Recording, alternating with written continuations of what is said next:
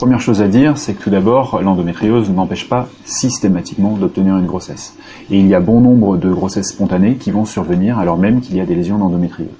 Et effectivement, l'endométriose est reconnue comme une cause d'infertilité, c'est-à-dire qu'elle peut gêner l'obtention d'une grossesse spontanée. Alors, comment ça peut marcher?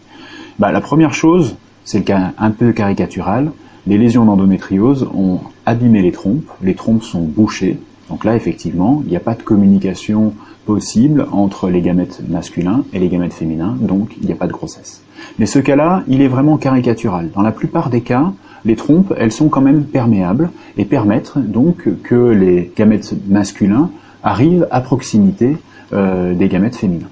Donc là, on va en fait avoir, et c'est dans l'immense majorité des cas, des perturbations liées à des substances sécrétées par le corps à cause de l'endométriose.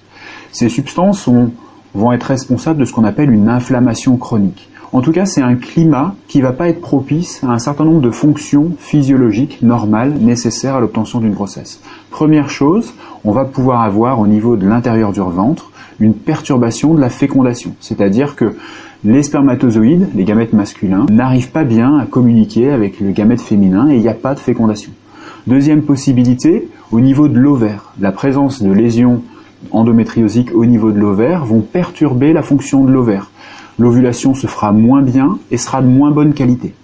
Troisième possibilité, on va pouvoir avoir aussi, même si elles sont perméables, une altération de la fonction intime des trompes, c'est-à-dire les trompes sont responsables normalement d'un courant qui font avancer soit les spermatozoïdes dans un sens, soit l'œuf dans l'autre sens, et ça peut être perturbé par l'endométriose.